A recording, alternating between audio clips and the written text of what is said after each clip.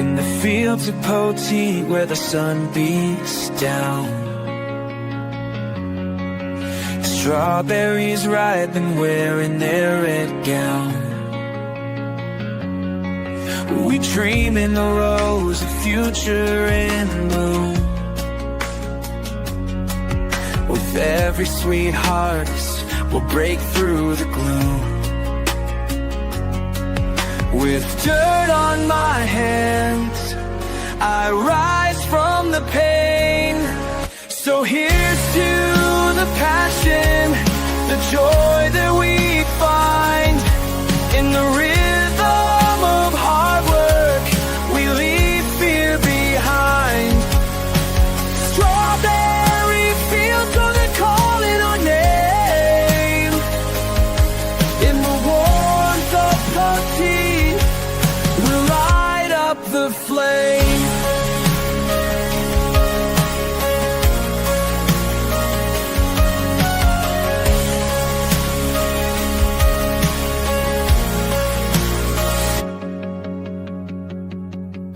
Each morning is hope as the dewdrops gleam. Together we toil for a common dream.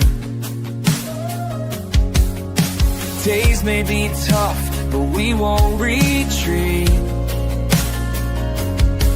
In the heart of Texas, we'll find our beat. With the lift of our spirits, we'll conquer the night. So here's to the passion, the joy that we find. In the rhythm of hard work, we leave fear behind.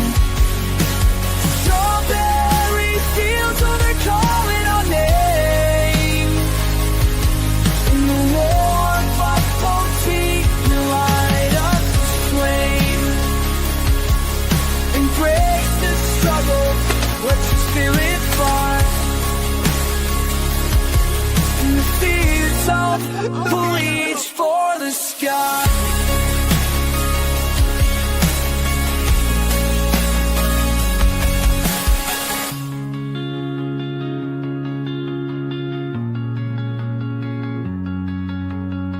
Embrace the stubble, let's just get it fly.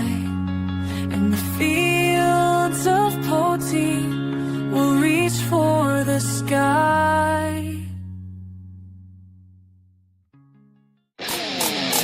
You've been trying, but you're nothing like me. You've been begging, but you're not fooling me. I've never noticed that. Did you guys notice the hand reaching for the strawberry right at the start? I have never noticed that. I added that before the last show that we did, and I guess she didn't notice last time. I wasn't paying attention last time. Hey everybody, welcome to the show. Welcome to SoTex Time, our 7th show. Woo. You got We're getting me. old.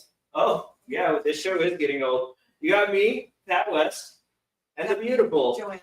Wait, this thing's reversed again. The beautiful Joanna is here on the show. We're gonna have a lot of fun today. Wait. Somebody's missing. Oh, Somebody's missing. someone's missing? Someone's missing. Anybody have an idea who's missing? Was he imaginary? He might have been No, imaginary. we're missing Donovan today, guys. He had some personal things he needed to attend to, so he will not be here, but maybe he'll hop in on the comments or something. Yeah. Joanna's missing him a lot. She was crying earlier. Guys, welcome to the show. Joanna, Yes. what's going on outside? It's hot. It's hot. It's hot. It's hot. But it's getting cloudy, and there's a dark cloud right there. Yeah. So maybe, fingers crossed, we'll get some rain this evening. We'll see. Everybody say prayers for some rain because we definitely need it. But even with the heat, we still got some produce on the way. And actually, when I say on the way, we picked like almost 60 pounds of tomatoes this week. 60 pounds. And we sold all of them on one lady. Hey, what's your favorite variety? Oh, Do you have one? my favorite variety right now is the Brad's Atomic from Baker Creek. The Brad's Atomic. What do you like about I just love the color. So it's this crazy looking tomato. it? It is crazy. It has bright like neon orange, neon green, Yeah. neon yellow, and then the bottom's just like your typical red, orangey, strawberry, but it just looks so. The top is black. It's black. So it Almost looks like an explosion. black. I don't know. It's really pretty. It's Brad's Atomic Galaxy or something. Yeah. I can't remember. I'll find the link and I'll put it in the comments later. But it's an interesting looking tomato. Mine is still the Bumblebee cherry tomatoes. Those are my favorite. But a close second is the Queen of the Wheat. We did start harvesting the pineapple accordions. Yes. This week. I picked one, and I'm sure you guys saw the picture if you follow our page. There's a smaller one. I picked one this big. Like I'm not even kidding you. It weighed 3 pounds. They used to call those tomatoes mortgage lifters, but yeah, we got a way bigger mortgage than that. So. But the one you picked earlier this week was a lot bigger and had a lot more rippling in the accordion structure, and it was delicious. I ate some of it. I think you had a couple bites, and then Grandma made some soup with it. It was delicious. Fantastic. They're one of the super sweet. I don't want to dent it, but literally you can see I can push it into it with barely even pushing my hand at all. But I don't want to bruise it. Super sweet, super soft. They're ripe. Their flavor is. Give away one. We'll give away one tomato. So guys, we do have some some prizes today. And if you stick with us through the whole show, we're going to ask 2 things of you. 1, stick with us through the whole show. 2, when we have our guests up, ask questions. If you ask a question, I'm going to go ahead and just add your name to our wheel, and we will spin it. We have 2 hats. 2 hats. And they're different. I'm going to show the 2 styles. Yeah, so there's 1 hat. Since we're talking with Game Warden, we went hunter style. Yeah, we got our hunter stuff. I don't know what this Nick says. I love you, Joanna. It's way down there at the bottom. I don't know why it's doing that, but Somebody who loves me. yeah, Nick says I love you, Joanna, but I have to disagree with the title on here. My mom is the best looking woman. Thank you. I don't agree with that title. That is not a self-given title. That's that guy right there. He's blind. Needs to have his eyes checked. I got 2020 man. I I was in the love Air her. Force. She's beautiful. Very beautiful. She's all right. She's no Joanna. What? But on that note, on produce note, we're still picking pearls. I mean, when I say we're picking pearls, we're not actually really picking pearls. I picked some of the pearls. If you guys want some pearls, let me know. But if y'all want to come pick pearls, we're allowing people to come into the pearl field right now. And many of you know that field was off limits during our regular picking season. We didn't want anybody in there just because not everybody knows what to look for. And we decided we're at the end of season. I think y'all are familiar with how they look and what they should look like when they're picked. So we went ahead and we opened it up so people can come and they can pick their own pearl strawberries. So if you're interested, let us know. Other produce, yellow zucchini, ready. Patty pan squash, ready. Patty pans are over there. Then we have some patty pans. We'll show you all that. If you don't know what patty pan is, we'll show you that to you later. Zucchini are done. Our black zucchini, or black beetle zucchini, completely done. The squash beetles murdered them. Melons, about 2 weeks. Give us 2 weeks. We're going to have watermelons out the wazoo. We're going to have cantaloupes. We're going to have batik samara. We're going to have Korean muskmelons. We're going to have Thai muskmelons. We're going to have banana melons. Did you plant tigers? I did not plant any tiger melons at all this year. I planted some in my little teeny tiny garden. They're not ready yet, but when they are, I'll let you know. Well, aren't you fancy? I don't know. Well, speaking of our special guests, we are going to have. Well, that was not a special guest. Are you sure? Yeah, that wasn't a special guest. So we're gonna have a guy that I met at a boat ramp one time. I met at a boat ramp one time. No, I've met him at the boat ramp a lot of times. But I'm gonna pull up a picture. Should I be concerned? There's Brett. Hey, Brett. Hello, man. We're gonna have Brett on the show. He'll actually be up after we have this little commercial break here in a second. And then our second guest. So that was the game warden, by the way. in case you didn't know, he's a game warden. That's Brett Hernandez. Used to be the McMullen County Game Warden, and now he is the Lampasas County Game Warden. A little change of scenery, a lot less brush, a lot more lakes. We'll talk to him a little bit about that. We'll talk to him about his history getting into being in law enforcement and what he did before that, which was serving in the Army. It's awesome. Thank you for your service. Thank you for your service. When are we doing our first giveaway? That's what I want. Oh, we're gonna do them all at the end. All at the end. Let's get the fun stuff out of the Oh, way. man. I want to give away one of those strawberry pins. I know kids like them. So if you have kids, we're gonna try to give one of these away tonight. Yeah. So your kid can have a little strawberry pin. Hopefully they don't write on the wall. So stick with us. Our second guest after Brett, he hasn't even showed up yet. He's not even in the lobby yet, but he's trying to get home so he can be on the show. Minda says the tomatoes are yummy. Thanks, Miss Minda. And our second guest is right there. Kind of a blurry picture, but that is Game Warden Lieutenant Kevin Winters. He is, let me see if I can get his title correct. Go ahead. I had to practice this. You know how many times I screwed this up for the promo, trying to say what his title is? I don't know how many times he screwed it up. Go ahead.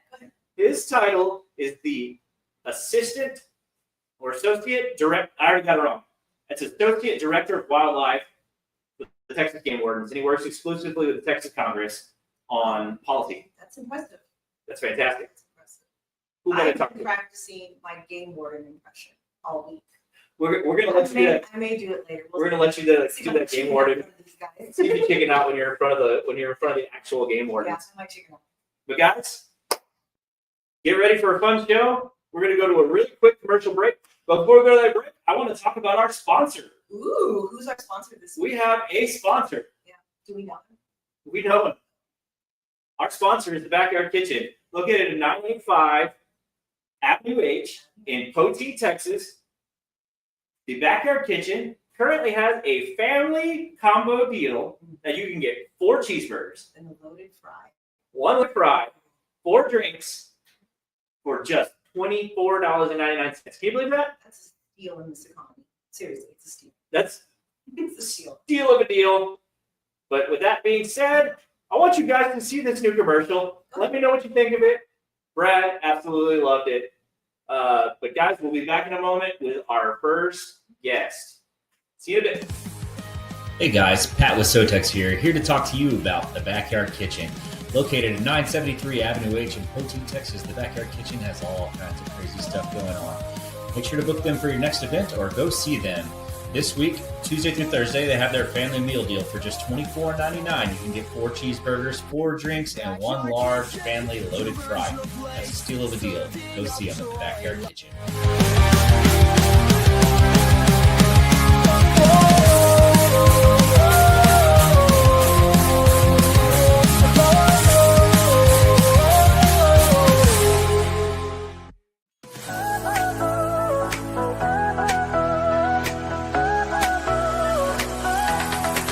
Are you ready to shine?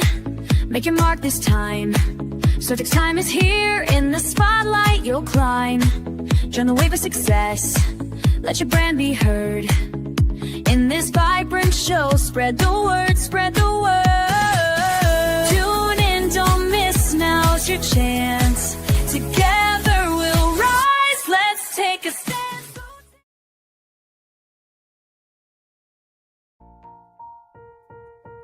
We're back. We're back. We're back, guys.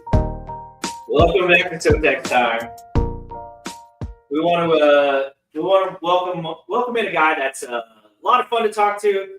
He might make some of y'all's heart race. I'm surprised he doesn't make your heart race. And not in the good way. The first time he did, Oh, but oh. yeah, it'll make some of your hearts race whenever you see him at the boat ramp. How are you? Guys, Game Warden Brett Hernandez. How you doing, Brett? Good. How about y'all? Good. Every day's a holiday. That's my favorite response. Every day's a holiday. Why you like people? You really need to stop lying to people. Hey, speaking of holidays, Brett and I, before we even got on air, and before we even get started, Brett, because I wanted to go ahead and thank you for your service. You too. Tell us what you did in the Army, first of all. Before we do any of that, tell us what you did in the Army. I was an airborne infantryman, so I jumped out of planes and was a knuckle dragger, pretty much. Everybody needs a knuckle dragger. Absolutely. That is absolutely the case. So when you were in the Army, I want to pull up some of those pictures. Let's Give see us here. Permission to show those pictures? Do I have your permission to show your pictures, Brett? Go ahead. I mean, you sent them to me, so. Yeah, exactly. So, how long were you in the Army? That's my first question. I did a total of like 4 years and 11 months. So just under 5 years, pretty much. So you did your mandatory tour when you sign on, basically. Yeah. Well, they had like a 3-year option and a 4-year, and the 5-year was the max I could choose. I was like, I'm gonna do the 5. Let me do it because I'm gonna be a career guy. That didn't work out, but yeah, did the first initial contract and then got out. I know how that goes. We all go into it thinking we're going to be career guys, and then it doesn't quite work out that way. Yeah. For me, it was like I got about 3 years in, and they said, "Hey, yeah, you're not adept enough to be a pilot, so, and that's what we hired you for. So you can toodaloo." That's kind of how they went with me. So I had the unfortunate circumstance of having to go to SEER training before I went to pilot training, so I went through all the pain for nothing.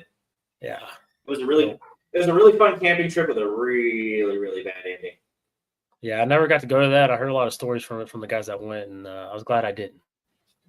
Yeah, I saw this picture, and I guess this is from Airborne School. I'm going to pull it up here. That's from Airborne School, I'm guessing? That's from my unit up in Alaska. So I was with the 3509th up in Alaska.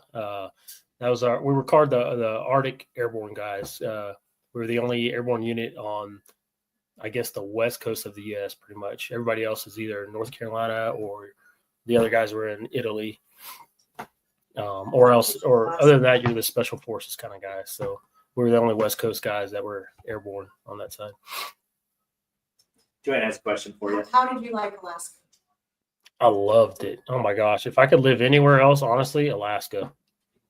Wow. Yeah. Okay. Yeah. It's Cold truly Texas the last It's truly the last frontier. She's in I the mean, Army. it is wild out there. Everybody, what were you saying, Joanna? No, I have a cousin in Alaska, and she's also in the Army. She's serving up there with her husband. We're really proud of her, and of course, pray and think about it every day. Make sure she gets home safe when she's done with her career in the military. Yeah, cool. So that when I saw the ice, it reminded me of what all the SEER, or when I saw the snow, what the SEER trainers told us about of what they had to go through to become SEER trainers. They have to do every type of terrain that's out there. So they have to do desert, they have to do tundra, they have to do rainforest, they have to do all that stuff. And the tundra one, they will not let them go do the tundra training unless the temperature is below 10 degrees. Unless it's below 10 degrees. I believe it. Not cold weather, but that is cold. So you don't want to go to Alaska. Maybe visit. Yeah, for us to get our Arctic tab or to be even considered an Arctic trooper, you had to go through they called it the Arctic blast. You got to go out into the woods and stay out there, and it had to be like -30 or more. Cold bag it out in just a sleeping bag. Learn how to dig a little hole in the side of a hill, do some snow, what's it called with the skis, skiing around, and then do some other lanes. But yeah, that is same kind of thing. But I don't miss the cold, that's for sure. I do right now. I'm gonna be honest. At least our version of cold. Yeah. Well, as a game warden, how do you handle the heat? Are you mostly in a vehicle or indoors, or do you actually spend most of your day outdoors looking for stuff?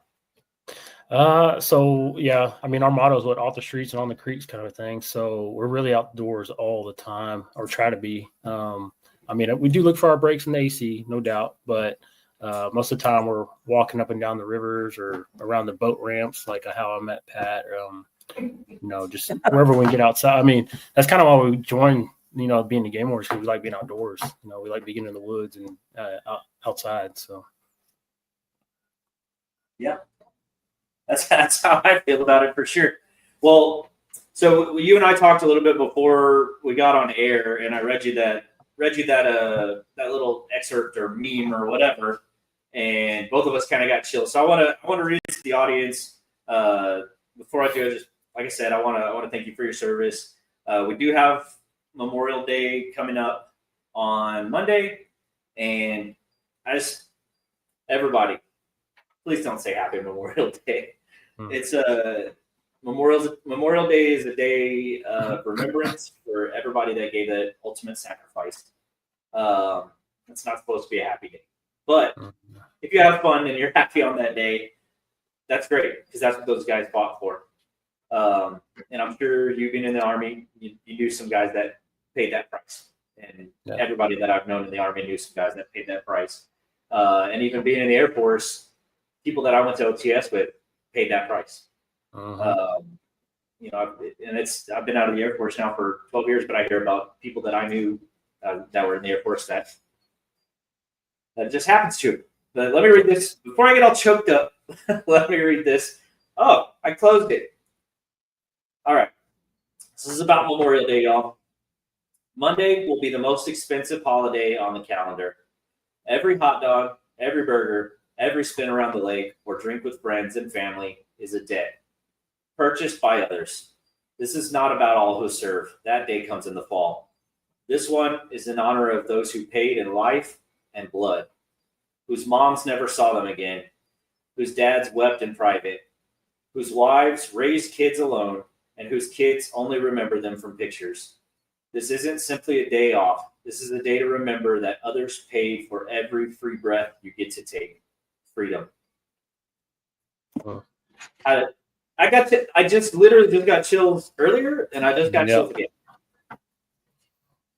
It hits you right in the feelers, and it's when you sign on, and I'm sure it was that way in the Army. The Army is very similar to how the Air Force is built. The Air Force is built off the Army. The Air Force used to be the Army Air Corps back in the 1940s. So a lot of the things the Army does with rank and different types of like you guys, we say I'm an American airman, y'all say I'm an American soldier, right? Right. Army guys do. Yeah, it's very similar stuff. But what they do go ahead and pound in your head is that you have to be ready to give the ultimate sacrifice for your country, no matter what. And that day can come anytime.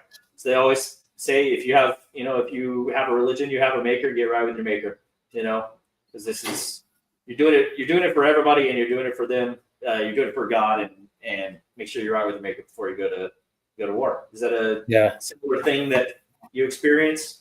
Yeah, I definitely do. Because when we were in, the war was still going on, so you kind of expected to go overseas, and that was kind of known when you're in boot camp. Hey, get ready because you're eventually going to go, or you're going to know people that go, and it's just going to be a fact of life. So yeah, it's definitely drilled into you. Some people like to, joke it's like brainwashed into you. I think it's more just instilled like that pride and that preparedness. Hey, this is what you signed up for. You just have that in your mind. Let's go get ready. Yeah. Absolutely. Let me pull up this picture. I think this is probably from basic. Oh yeah, that's from airborne school. That was so that was after my 5th jump to actually get certified to be airborne. So I was pretty pumped about that jump right there. That was fun. It was hot that day too. And all that's missing is the mustache. You don't even look any different. I know. Don't even look any different at all. Good genes. Yeah, I don't have good genes. I just wear shorts all the time. So it is what it is. Solomon's not here. You have to crack the jokes. I thought I was going to get away with no jokes today. She'll never get away from the jokes. I always bring the jokes. I'm gonna go ahead and pull up another. You sent me a bunch of pictures, so I want to go through them, and you just kind of tell us. Take us back to that moment in your brain, So I'm gonna pull up this picture that you sent us. Joanna's gonna lean over so she can see. Yeah, so that was me and my platoon at Cop Zormat over in Afghanistan in Paktia. It's a little combat outpost that us and a few engineers, some heavy artillery guys, and then like 2 cooks and a medic bay we're at that we shared with the Afghan guys right next to us. And that's where I was at for about a year overseas. Did you so I know a lot of people had trouble actually trusting working with Afghanis. Was that an issue for you? Yeah, there was a few times where it got a little hairy. We had a few incidents while we were over there that there was that green on blue where they would turn on us or turn on their counterparts. So it was a real thing that happened while we were over there for sure. My cousin deployed twice to Afghanistan, and he was a contractor with the Air Force. So he didn't get to stay in the fancy hotels like all the rest of the people that deploy in the Air Force. He wasn't in Dubai or in Kuwait or any of those places where any of those places where you get to go swimming every day after you do your duty, or go to Subway or Starbucks still, and a lot of those places you can still do that. I was in the reserve, so my brother-in-law said, "Hey, roughing it." He always said, "Roughing it in the Army is you're sleeping in a sand dune. You're digging a hole and you're sleeping in a foxhole. Roughing it in the Marines is you're sleeping in a air-conditioned tent." And then he said, "Roughing it in the Air Force is you're in the La Quinta." Is that about accurate? Yeah. Yeah. Well, my cousin wasn't one of those. He was a contractor, so he was always in the fob with all the Army guys, and then he would fly sometimes an hour and a half in an Army Black Hawk to these villages and stuff where they had destroyed. The military had destroyed the whole village, and then he's going to have to talk to these people to contract with them to rebuild their town after we destroyed it. So you can only imagine, like, armed guards. He's always armed because these people are angry. Yeah, I'm sure. Yeah, I doubt he was well liked at first when he first came in. I'm sure. Yeah. He's a likable guy, but I'm sure circumstances. But it's kind of like a game warden, the position. Like when you come up to people, initially people are like, I don't know if I like you yet. Yeah, you got to kind of feel them out a little bit. Yeah. Well, let me pull up this next picture here. I'm just going to go straight down the pictures here. Yeah. And actually, I think I got a picture of you in a police officer uniform. Is that correct? Yeah, I think I have one. Yeah. Let me pull that up. Yeah. So that's when I was a deputy at Bell County. That was right after I got out of the military. That was our midnight patrol crew. So I was on midnights for about 2.5 years, and that was our crew right there. Oh, that's cool. How did you get into law enforcement, and how did you end up in Texas? So born and raised in Belton, which is in Central Texas. So I'm a Texas guy, born a Texan to the heart. But so I knew I was getting out of the military, and I transitioned back here in Texas. I actually came back to Fort Hood when it was still Fort Hood, to ETS. And I knew I wanted to do law enforcement. So right before I got out, my father-in-law worked at Bell County, and he's, I think, a captain and a major there. And so he helped me get on as a jailer. And that's kind of how it just started. Started as a jailer, then eventually went to the police academy. Just kind of made my way up to the ranks pretty much to get the patrol. Guys, I'm going to talk to the audience real quick. Guys, if you have questions, please put questions in the comments. At the end of this session, we'll pull them up. If you don't have any questions, then I'm just going to keep on asking questions. And nobody wants to hear me keep talking. So, guys, if you have questions, I can see the questions off on the side, and then we can also pull up the questions. I can't see that because I'm half blind. But if you guys have any questions about what Brett's talking to us about, or when we get to the end of it, you have game law related questions, which I'm sure Brett would be super thrilled to talk about. If you have game law related questions, please put them on there. If they're really dumb, I'm not reading them. So I already told Brett I'm not going to read the really dumb ones. But if you got some good ones, if you got some good questions, we'll talk about those. Let me pull up the next picture. I'm just going to go down the list here. All right. So this is a really special one to me. Well, I say that it's kind of a weird, but that was right after I earned my CIB, which for people who don't know is a combat infantry badge.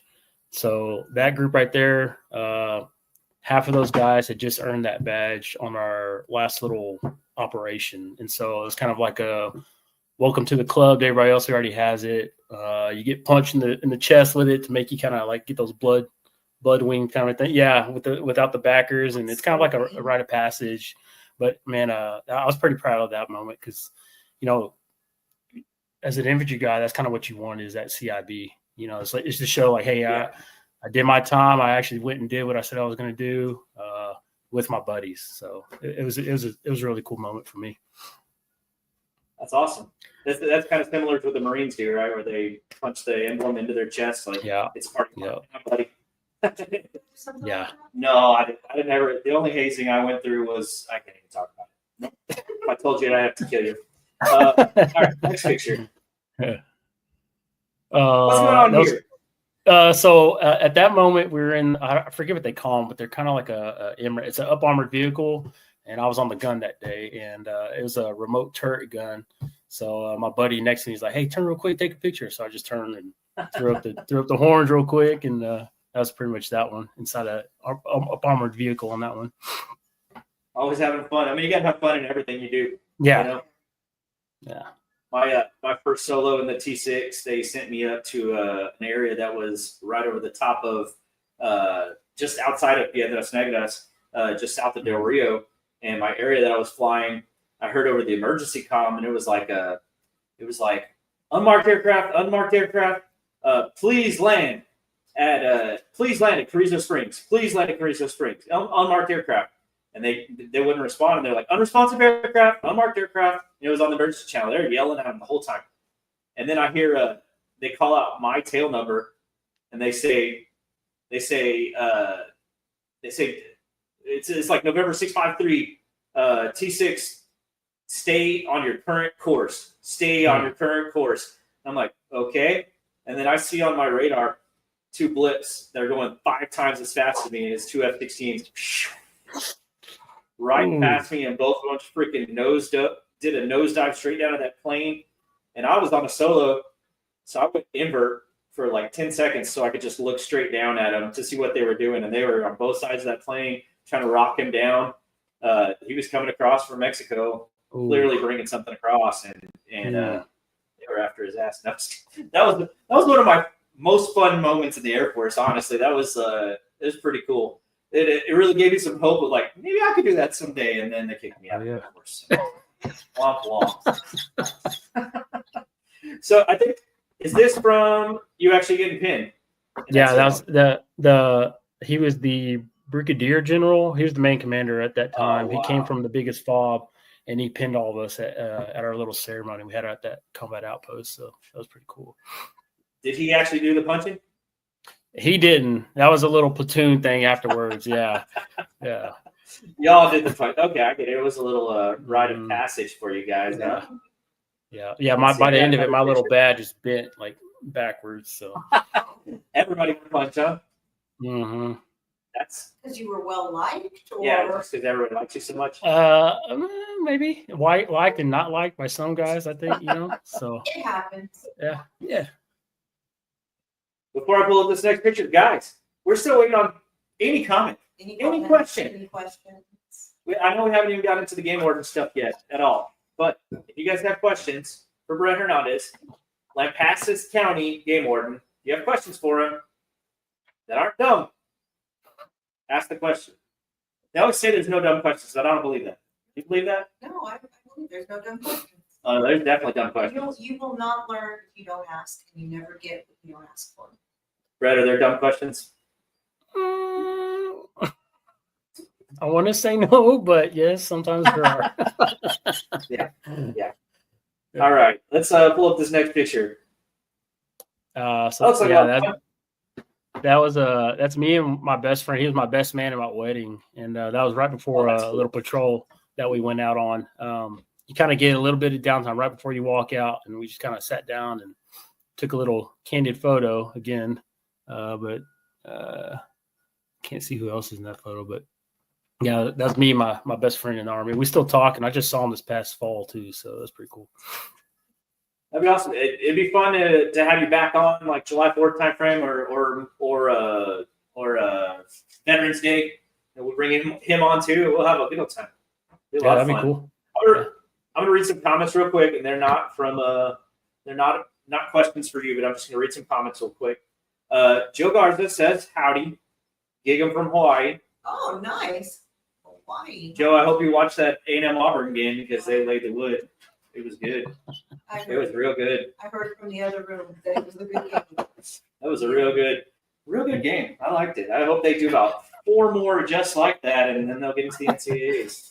We'll see. A&M has been breaking. I don't know if you've been watching sports at all this year, but A&M has been breaking records in all the wrong ways this year. Yeah, all the wrong they ways. Started up here and then. A&M baseball team started number 1, and they could be the first the preseason number 1 to not make the tournament at all. Wow. Yeah. It could be the first one. And then the women, the softball team, they were the first number 1 seed in the softball tournament to lose in their own regional. Yeah. That was what the yelling was about. Yeah, that's what the yelling is about. Yelling at softball.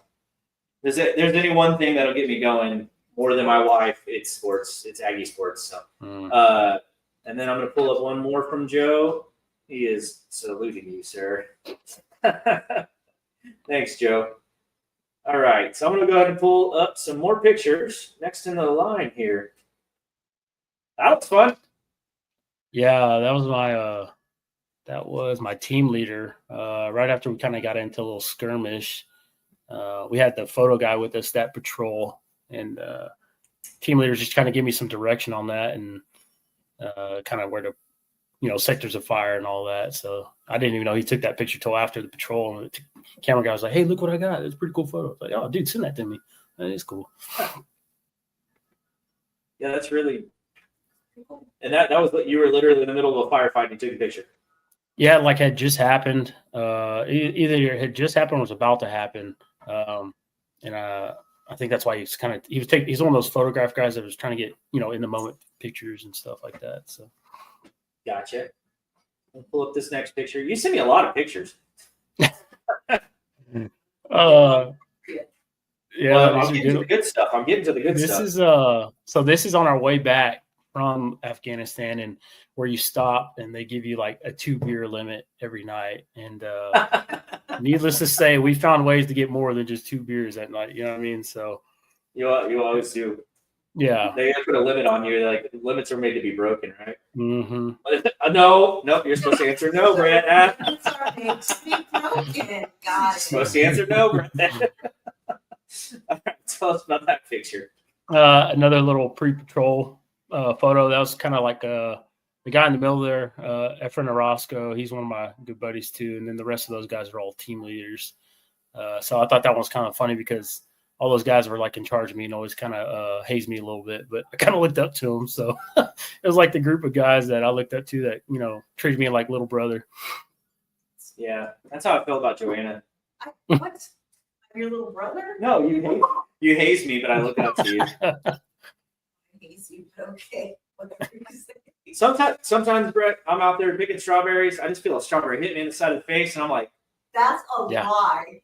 That's a lie. You believe Maybe a little foot push or something. 2, it's usually me that's getting hit by the strawberries.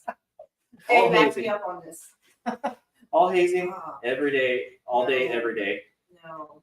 That's a cool picture. Yeah, so that's from that same one where as soon as we all got pinned, it was just a close up that somebody took with the CIB ceremony thing. We got somebody pulling in our gate right now. So, like, did Winters drive here to be on the show? That'd be so cool. I don't think so. That would be so cool. Because he hasn't come on yet. Yeah. I don't know who that is. Maybe they'll call. I'll keep an eye on my phone. Yeah, our gate hasn't been closing lately, so I'm guessing the next 2 pictures you got pepper spray or mustard gas. Oh yeah, that's from the Game Warden Academy right after we got maced. Mace. I just thought, or OC sprayed, whatever you want to call it. The worst experience I've ever had. I've done it twice now through 2 different police academies, and it absolutely works on me. I hate that stuff. Yeah. Look at that. Does not look. Yeah. No. My phone up here. I can see the pictures. That was like me trying to dry myself in that bucket of water just to kind of get some kind of relief. You're supposed to tell us that it was like the coolest ice bucket challenge that you ever did or something like that. I wish it was ice. Ooh. So that was at the Game Warden Academy then? Yeah. Mm-hmm. I think I got one more Army picture here. So that's me and my buddy Haskins. We were roommates over there in Afghanistan in our little wood hut. It was right before patrol. Most of these are right before patrol or right after. It's kind of hard to get the in-moment ones, but he's another really good buddy of mine that I still try to keep in contact with. His family's from Okinawa. So, wow. Yeah, he got a really cool family history. Well, thank you for your service. We're running up on a wall here, so we're gonna go to a real quick commercial break, and when we come back, we'll talk to you about your Game Warden experiences. We will be back. I want to know how you met Pat. We'll be back in 40. That's what I'm gonna start. Yeah, How yeah. you did that. Oh gosh, we'll be back in 47 seconds. Are you ready to shine?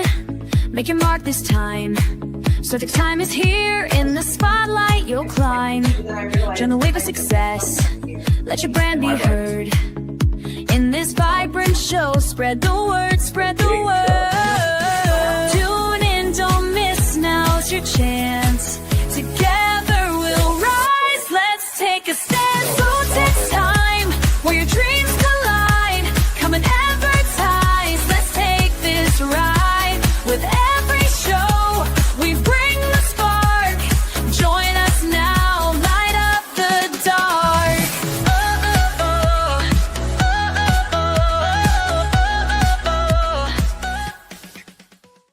In the heart of Texas, where the stars shine bright, get you a ride on a warm summer night. We're back. We're still trying to Our figure out. stations.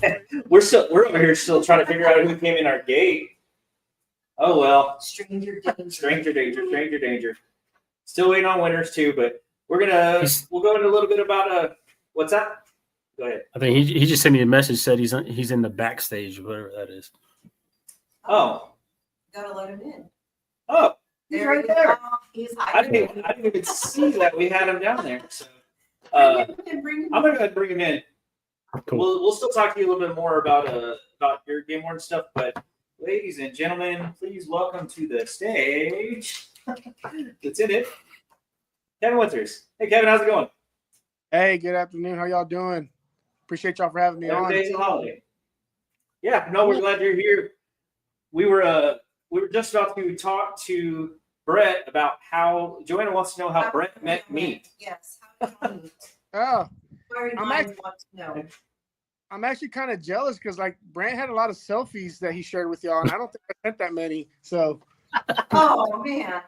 Yeah, no, you sent us some cool stuff, man. And I'm like, I'm raring and ready to go to talk about it, but we gotta let Brett tell us a little. Brett was a model in the army. That's what it was. He was Yeah. a He was model. actually a model.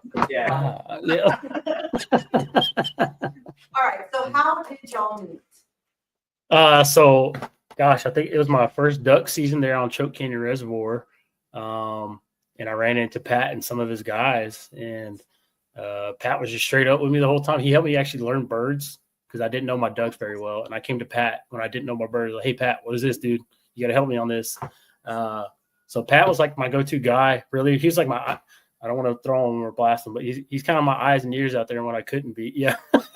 Yeah. I didn't rat anybody out. No, he didn't rat nobody out, but he helped me learn the lake, helped me learn my ducks. So I owe Pat a lot for learning waterfowl. Yeah. He's a big time help out there.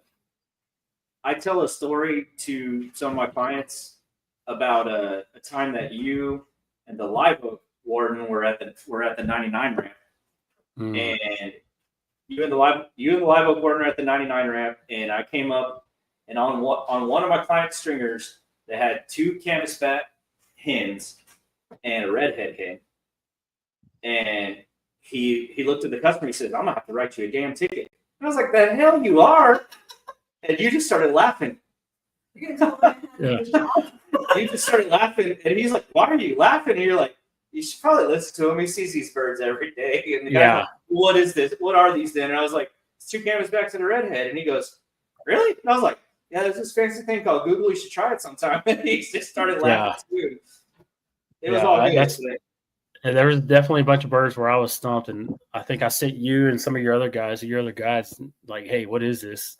And that was the only way I could figure those out. So, yeah, I mean, there's times on our boats, maybe 3 years ago, that each one of our boats was bringing in between all of our clients 700 to 800 birds a year. It was a good year.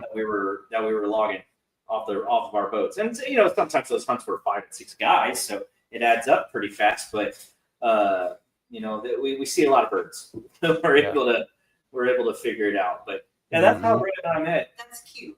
I do want I'm glad to. you could be helpful. We weren't telling him how to do his job. But before we switch over to Kevin, I do want to pull up this picture, and I think this is old Fred. This is what we call the big gator. But yeah, dude. So I had a guy I checked at the ramp who was out hunting that morning. He said, man, I got a pretty cool picture, and that's the only thing I got because I left everything else out there. He's like, dude, I went and put my decoys out, and I started walking back to our little set, and I turned back, and I saw this thing coming straight through our spread. And he's like, that's it. I'm out. You can have those. And I was like, dude, you got to send me that photo. That's a really cool photo. So that's how I got that one, talking to that guy. And Pat wonders why I worry about him out there. Shit worry about me. They're more afraid of us than we are of them. That's 100%. But yeah, go ahead. The mystery solved. I know who was here just now. Who was it? It was our sponsor delivering food for our daughter. Apparently, she ordered them back. Our sponsor, Backyard Kitchen. So guys, if you they deliver. If you're in the Poteet area, you want a cheeseburger, you want some nachos, you want any of the things that they have on their menu, and they have a huge menu. Right now, they have a family special, so you get 4 burgers, 1 specialty fry, 4 drinks for $24.99. Family deal, steal of a deal. They will not deliver to Austin or Hawaii or anywhere like that. So sorry, guys. But Kevin, I want to go ahead and bring you up. How's it going, buddy? It's going good, man. Thank you for having us, Pat. Appreciate it. The invite.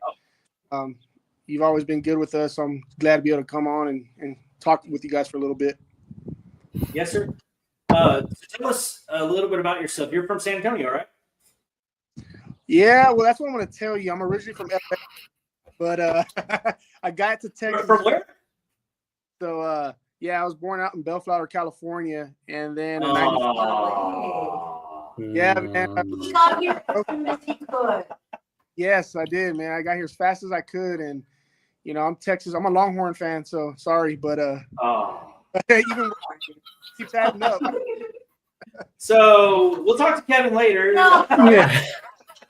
But, Oh, man. yeah, I grew up there, the west side of San Antonio, John Jay High School, and then from there I ended up graduating from A&M San Antonio there. So, yeah, man, that's where all my family's rooted. Now that I'm up here in Austin at headquarters, I'm actually living just north of Canyon Lake, so it's not too bad. Yeah. How's the lake looking this year? Yeah, there's no water. So it's pretty low. Not nearly as sad as the rest of the lakes around, I'll tell you that. Yeah, it's pretty sad. We do definitely need that rain. So Kevin, what is your official title? Because I've tried to say it over and over again, and I always get tongue-tied. So just recently I promoted in March to Assistant Commander of Wildlife Enforcement. So I'm up at headquarters in Austin. Yeah, you were close, man. And, it was good. It's all good. It's game warden at the end of the day. So, but yeah, I'm up there in Austin. They're at headquarters. I'm not a grunt, man, working anymore in the field. I don't do any more cool stuff. So I kind of miss it, behind a desk now and just working on the computer for the most part. What is your degree in from A&M San Antonio? I'm sorry? Your degree from A&M San Antonio, what is your degree? So I got my degree in criminology. So I got a Bachelor of Applied Arts and Science in criminology. Yes, ma'am. That's awesome. We got a son studying that, so it's good to know that that degree will get you far. I think you've met him, Brett. I think he's actually Brett has met him.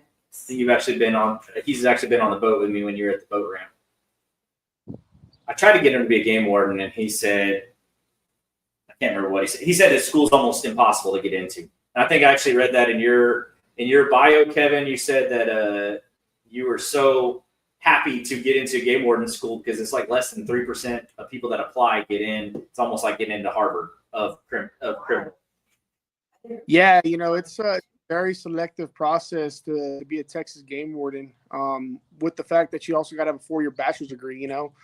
We have a lot of our veterans and prior LE that apply, but there's no substitute for the college degree. So with that, and then obviously, we had the show pop off, Lone Star Law. And so when I applied, I think we had like 1,600 or 1,700 applicants for 40 spots. And so they really go through there and filter, through the applicants and try to get the best applicants for the job. Speaking of Lone Star Law, Joanna has something that she wants to do. Why don't you tell them what you were going to say about I will. But speaking of Lone Star Law, All right. Joanna wants to give you I her got it. best game warden impression, I and got you this. see if she's good to go to Let school. me know if I did it right. Hey y'all, mind opening that ice chest for me? How'd I do? That's pretty good. I I like it. Like it. Yeah. I could totally be a game warden. Y'all want to see my impression? Yeah, let's see it. Go ahead. You can All right. you can trouble. I'm not in trouble. All right, here goes my impression. All right, guys. Just go ahead and confess to me, and things will be a lot easier. Hired, man. You're hired. You got to get that one piece of evidence, which is the only piece of evidence, which is their confession, right? Yeah. Sometimes it is. Every time you watch Lone Star Law. They say that, and I've always asked Pat, has anybody ever asked you that when you're out there? Have they ever said, hey, just give us a confession? And his response is, no, I've never done anything wrong. So there you go. That's the right answer, right? Eat the system, Pat. Well, hey, there it is. So, Kevin, did you start out in the Border Patrol? Is that correct? No, I actually started out in the PD, Pat. I worked. Okay. It was I've always wanted to be a Texas game warden. I looked it up when I was in high school, and I was like, man, this is something that I want to do after I met my first game warden. Not growing up in the country, right? I grew up inner city San Antonio on the west side, but me and my buddies loved to fish, and got introduced to hunting by my high school coach. So he took me hunting, me and my buddies, on his place out in Medina County, and at that point, I met my first game warden. Luckily, we were doing everything right. And I thought, man, that's cool. We get to go out and work, check hunters, wear cowboy hats to work. And once I found out you make your own schedule and your own hours, I was like, man, I'm sold. The one thing that kind of kept me held up was the degree, right? Like being in law enforcement and going to get a 4-year degree, it was tough. And so I kind of got my feet wet working at PD locally here in Converse. And then from there, I told myself, well, damn, man, what can I do that's close to being a game warden? I was like, the show popped off, Border Wars. I was like, man, I'm going to go be a Border Patrol agent. And so I put in for Border Patrol and got picked up and entered on duty with them in 2011. And during that time, I still had that ambition, man. I wanted to be a game warden. So while I was an agent, I was doing ride-alongs with game warden. And so finally, 2014, I'm sorry, I made the choice. I was like, you know what? I'm leaving the patrol and I'm going to finish up school back in San Antonio. And so came back and worked with Live Oak PD until I finished my degree, and I got on with the game wardens in 2016. But yeah, I've been in law enforcement since I was 20 years old in 2 months. Just turned 37 actually yesterday. So it's been a little bit of a Happy birthday. Happy birthday. thanks. So but, I do want to go back to the Border Patrol stuff, because you sent me a really cool picture from Border Patrol stuff. Let me pull it up for everybody to see here. That's a big bust. yeah, man, that was and the sad thing about it, Pat, is it wasn't uncommon, for us to get those kind of loads of dope coming across the border. So I worked in Eagle Pass and I worked at the South Station, and so we had about 300 agents out of that station. And we covered about 50 miles of riverfront. And so that particular night, we had some drawbridge camos that took a hit. And so we responded out there and we started tracking these guys. Well, we kind of picked up on the tracks and started moving on them. And as we're pushing the sign, we're getting closer to a highway, which was 2644 out there near El Indio, Texas, which kind of goes up 2644. We'll run up to Carrizo Springs. And so you kind of start figuring out the different paths and what kind of traffic you have. Sometimes it's just human traffic, and a lot of time your dope traffic kind of parallels the roads. And so we actually ran up on these guys and got pretty close on them that they got kind of scared. And so they ended up putting these all under a bunch of mesquite out there, and we kept on pushing the sign and found all these bundles. So it was pretty cool, man. I got to get Joanna a charger cord for her phone real quick, Here. because that's our internet. So, good. Yeah. All right. Sorry. Let me go ahead and drop that picture down. So I do have some pictures from when you were actually out in the field doing the fun stuff. Yeah. So I did read that you were able to work your way into K9, and I see a picture of that. how were you able to do that, and how did you enjoy actually working with dogs in law enforcement? Man, I loved it. I actually had went from Laredo and was down there for about almost 3 years. Enjoyed it, man. That's where I got to meet Brett, and get to work with him down there in that area because we were in the same district. After being down there for a few years, I had a few cases, and I kind of wanted to target, some commercial market out, saltwater, because that's pretty much you hear from a lot of game wardens. That's all the hard work, right? Working the commercial saltwater enforcement. And so went out to Harris County, moved up to Houston, moved the whole family up there. And literally we were there probably about 10 months, man. And the job posting came out for K9, and one of the positions was to be in San Antonio. And so while I was in Houston, I had some luck with making some shark fin cases. And so, man, I was like, dude, what would be cool is if I get a dog and actually make it a shark fin dog, a dog that can detect shark fin. And that was kind of my realm, was doing some more of the non-traditional stuff. And that picture you just pulled up is actually the largest shark fin case in game warden history right there. It was at a market there in Houston where I seized about 861 whole shark fins. Wow. So the goal of the canine program was trying to develop a new dog, well, not a new dog, but develop a canine dog that was able to detect shark fin. And we were able to do that. And my canine team allowed me to run with that. And so we had some success, and we actually had a pretty big case that we made out in San Antonio that made national news, where a restaurant here in San Antonio had shark fins in the back. I remember that. Wow. But I yeah, remember hearing about that. Is this a picture of the whole bust right there? Yeah, you see those longhorns that I'm throwing up too? Unfortunately. I'm surprised you fans, man. But yeah, that's part of the. I usually just think it's people doing the sign of the devil, like that's your religion, Yeah. Either saying they're number two, rather than number one. But go ahead. Sorry. No. And like I said, the whole shark fin deal, the industry, man, it's a black market deal, right? And so a lot of that shark fin, when I was going out there checking out the labels, everything was running anywhere between $450 to $650 a pound for shark fin. Wow. And so it was a huge market. We guesstimated that the seizure that I had on that day at that market was probably close to $100,000 based off what they had it listed as. And a lot of it's used for shark fins. Yeah, shark fin soup is a big deal. You get when you go to a restaurant and you order a small bowl of wonton soup, right? Very small. That same bowl of shark fin soup goes for $88 if you go at a restaurant that sells it. But it's definitely one of those black market item products that they're not going to sell to anybody. And so it's pretty cool. There's a lot of stuff to be done, especially in that illegal wildlife trade. So I had some fun with that. So you guys, or you said that you actually were able to work in the same district as Brett. Have y'all ever been on cases together? We probably had some saturation dove patrols that we were working together, but not like, I don't think we have any cases, man. We just parked together. Yeah. We were on the Murchison together when I was throwing up all over the place. Yeah. Perfect. So we have this long range vessel patrol that goes out. Yeah. And it was out of Port Isabel down in South Padre. And I was like, yeah, I'm gonna go try it out. It's cool. Man, I threw up the whole time. And I was out on the back deck. These guys were over here taking pictures of me on the little camera and everything. And yeah, I was touching the water. Yeah, no, Yeah, absolutely got you. Hey, did we get I can't remember. Did we get a launch on that one? I think a launch and a long line.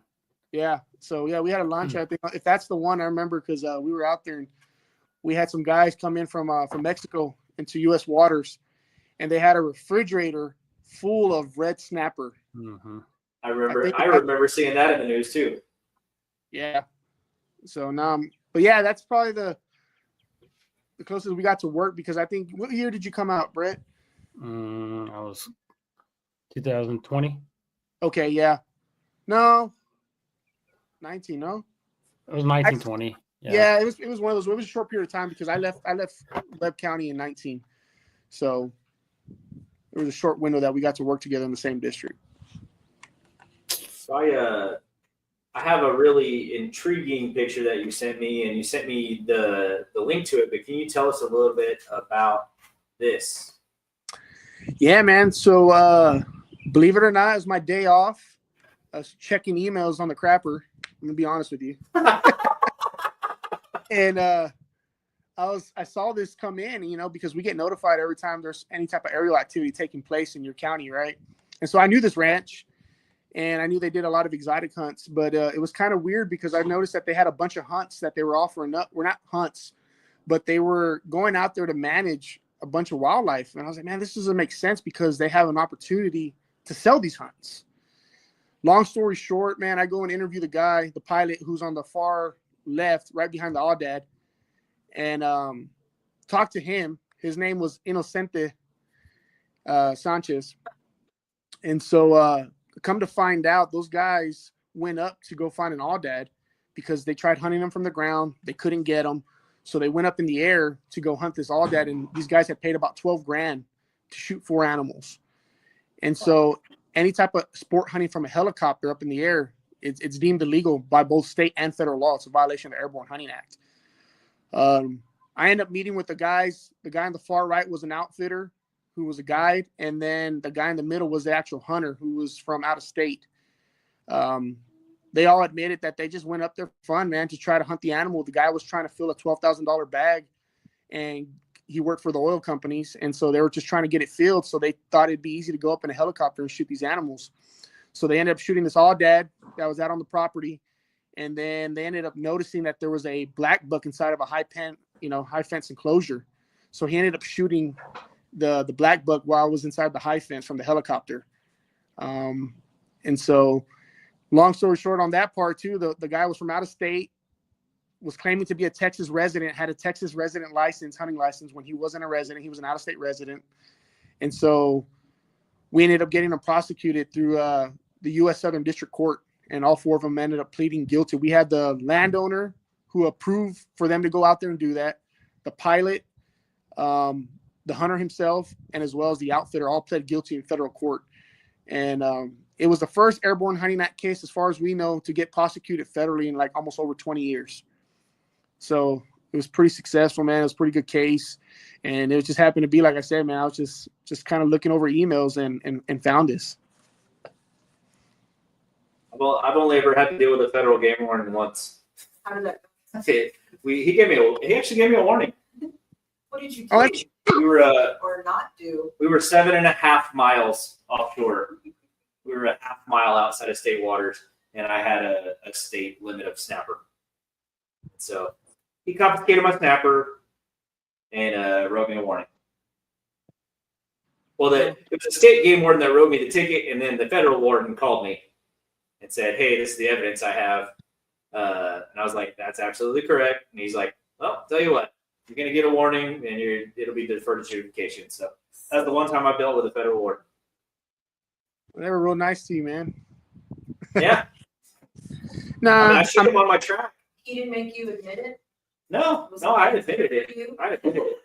I showed him on my track where I was trying to go, and then where my boat actually was, and he was like, "Yeah, no, you were about a half mile outside of state waters, so you done messed up."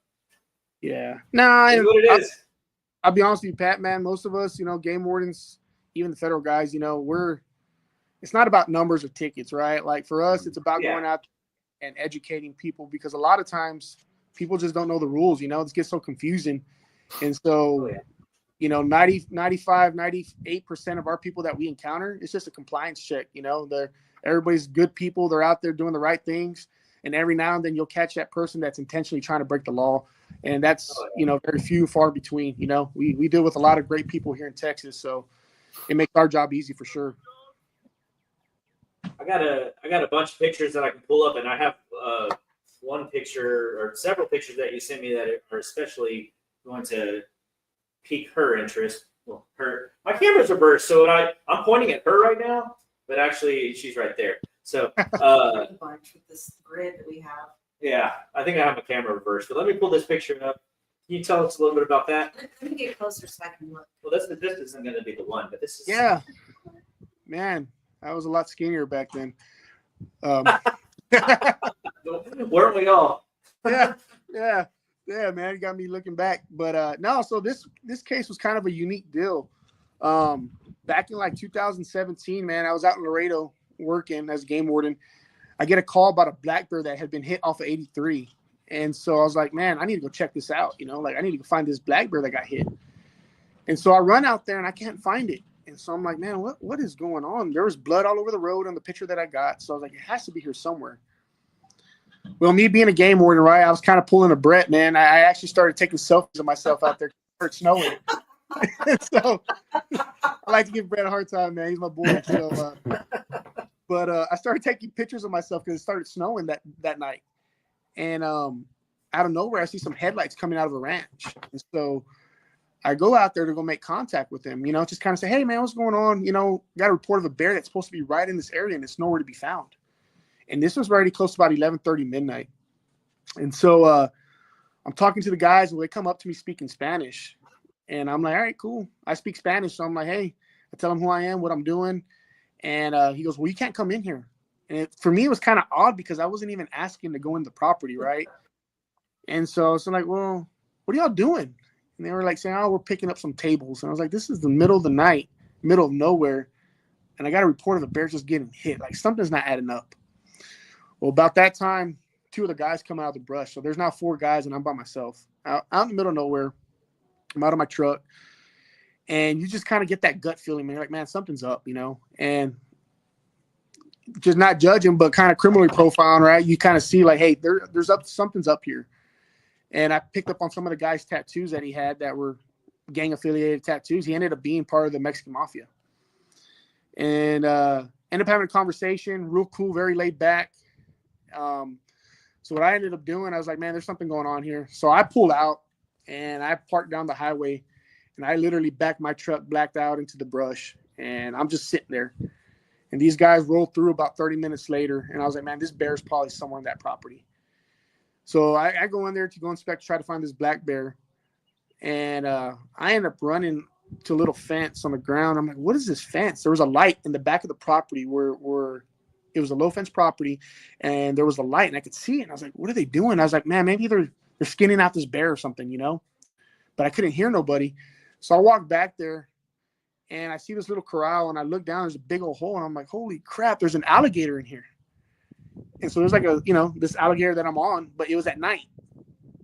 And me being who I am, I see a high fence literally right next to me. And I look up, and I was like, why is there a high fence right here? And so I go up, and I start playing with the locks, right? I mean, that's game warden, man. You're going to look, you're like, is this thing locked? And I literally looked down, Pat, and there was a white tiger just staring at me.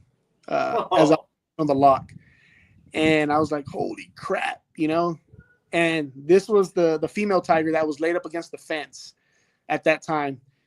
And so I knew at that time, I was like, man, there's something going on here, right? Like obviously these guys got tigers, they got alligators. And so I went ahead and bumped out, came back the next day with the feds because I had a good contact. And while I was there, one of the guys was walking into the property and we contacted him. Well, after I talked to him and interviewed him, he's like, man, I don't know if you know this, but there's a ranch across the highway and they got some bears.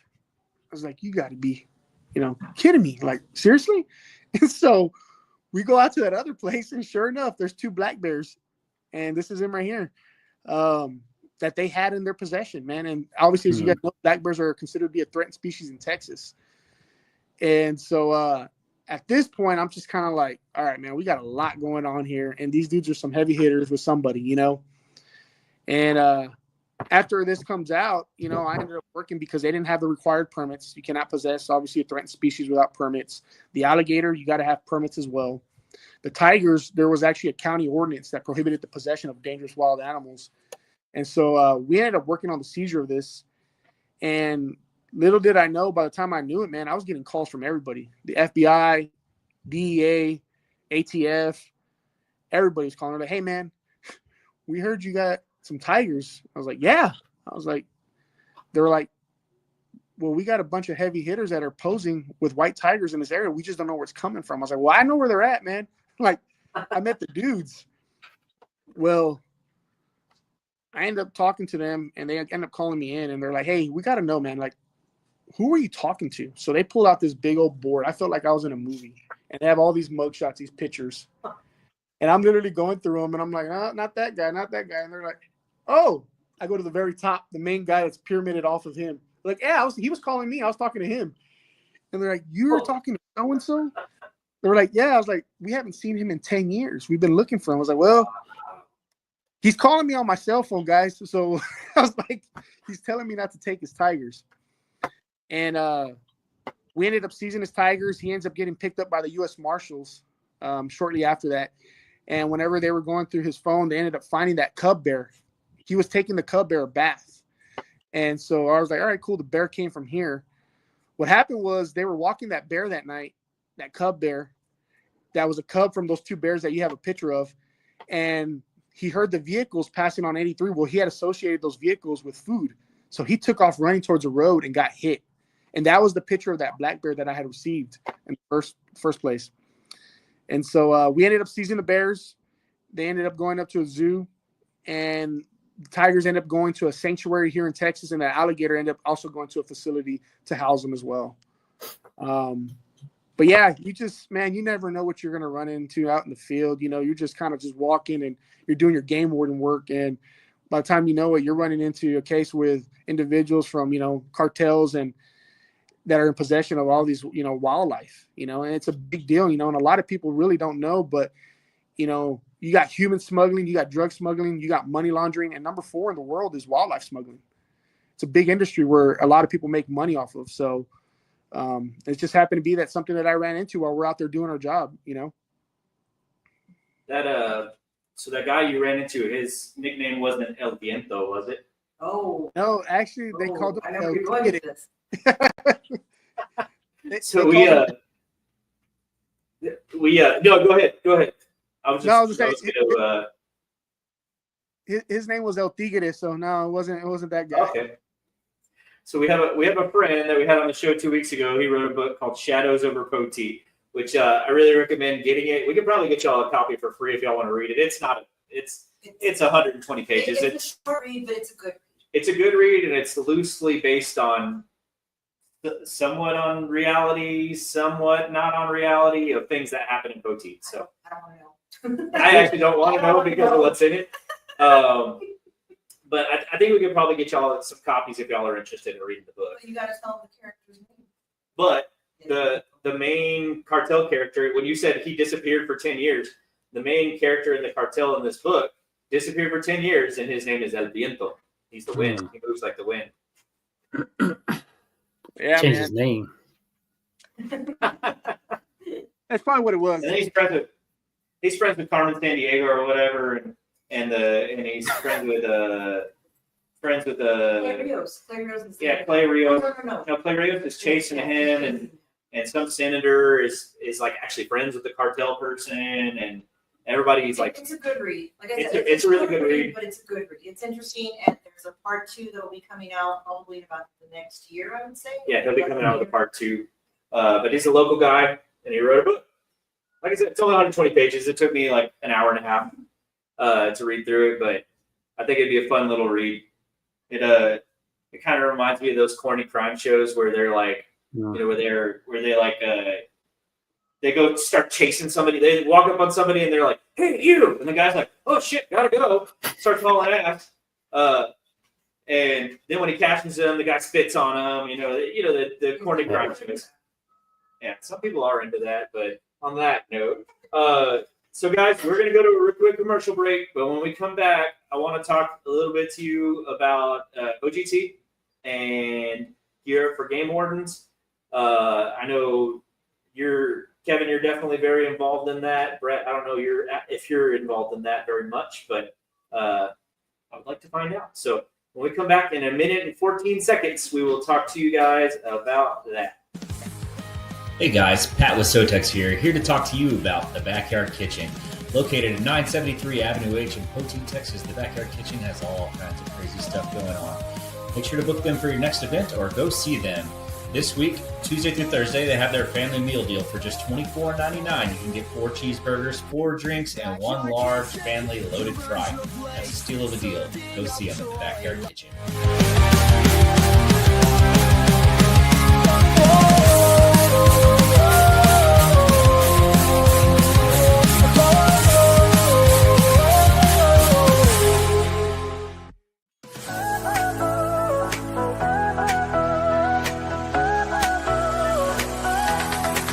Are you ready to shine? Make your mark this time. SoTex time is here. In the spotlight you'll climb. Join the wave of success. Let your brand be heard. In this vibrant show, spread the word, spread the word. Tune in, don't miss, now's your chance. Together we'll rise, let's take a stand. The fields of Poteet where the sun shines hot. Red strawberries Welcome back. popping, yeah, we gave it all Welcome we back. got. Welcome back. Face Welcome back. drops. I don't know what happened to Joanna. Joanna left, but Disappeared. Hiding. she was to get herself some water, I think. Come back? Yes. Unless you don't want me to. No, come on I back. didn't know what y'all were You're, talking about. you're definitely the looks of the show. You got all three of us beat. Gosh. Car. Come on back. Well, guys, welcome back to SoTex time with Pat and Joanna. We got Kevin Winters. Is your rank still Lieutenant, Kevin? No, I'm assistant commander. Okay, Assistant Commander. So I need to stop calling you Lieutenant then. Commander, sir. Hey man, I'm ever. Do we have to call you like Your Eminence or something like that? Oh. Your Majesty? I'm just a paper pusher now, man. Well, speaking of that, you are very involved in OGT, which is Operation Game Thief, and Gear Up about Game Wardens. Can you talk to us a little bit about those? Yeah, so my biggest thing that I deal with, and you probably saw Gear Up Game Warden, so kind of just going back to that because I kind of had a lot of interaction with them when I was a canine handler. And so what that program is it's a 501c3, and they're able to get donations from landowners all around the state, that want to donate to Texas Game Wardens to provide them with equipment to go out there and be able to do the job. Whether it's thermals, whether in my case it was a canine, they were able to purchase my canine partner for me, Canine Bailey and Canine Tito, and we're able to help fund that and also provide them with all the equipment they needed in order to get the job done. And so I think since like 2017, I think they've received almost over $6 million in donations that they've gotten from landowners and Texans who just want to give back to their game wardens, and as much as, we train and we work, sometimes we kind of lack the funding, right, in some spots. And so that's kind of to help us get that equipment so that we could better serve our constituents, man. And so the Gear Up for Game Wardens is a great program. They've done a lot of stuff for our game wardens and continue to do so. It's part of our Texas Parks and Wildlife Foundation.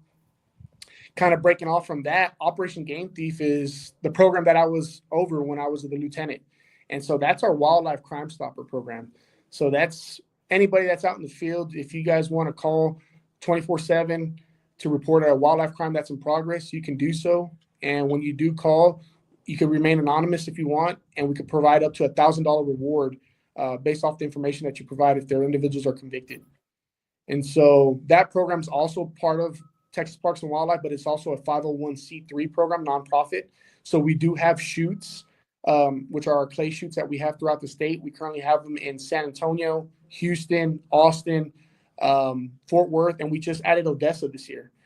And, we get donations on those such as trips. And that's something that you've helped us out tremendously with, Pat, in the past, and donating those trips where we can auction off and utilize those funds that we make from there to give back to game wardens and providing them with Operation Game Thief trailers, which I'm pretty sure you saw, which is considered to be our wall of shame trailer, where we display a lot of different, resources that have been taken or killed illegally.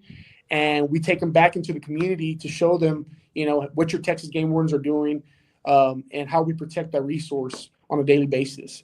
And so the whole 501c3 program with Operation Game Thief is fully funded from the nonprofit. All the rewards, all the equipment that they do donate to the game wardens is all because of donations from Texans and everybody that contributes to our shoots. So thank you guys as well for helping us out with that.